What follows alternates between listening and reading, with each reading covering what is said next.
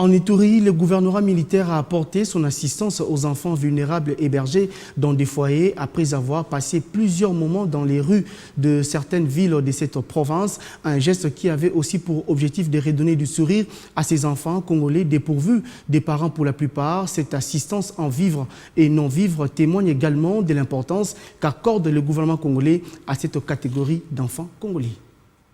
Chers enfants,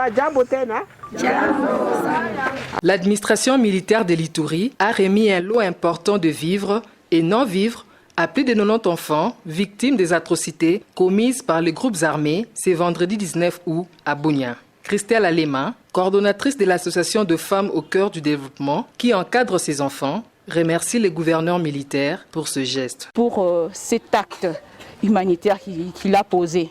Tout d'abord, sur le plan médical et aussi en denrées alimentaires. Les enfants et nous tous, nous disons merci au gouverneur militaire. Dites merci. À la conseillère du gouverneur en charge des affaires sociales et humanitaires, Jeanne Alacha, qui a procédé à la remise de ses dons, d'appeler les autres partenaires humanitaires à emboîter les pas. Hormis ces vivres et non-vivres, ces enfants ont également bénéficié de soins de santé assurés par l'unité médicale d'intervention rapide de l'armée. Le capitaine médecin chirurgien Patrick Koulou explique. Nous avons reçu des instructions de la part du gouverneur militaire pour venir prendre en charge les enfants de la rue déplacés des guerres qui sont hébergés par l'ONG, Association Femmes au cœur du développement pour leur prise en charge.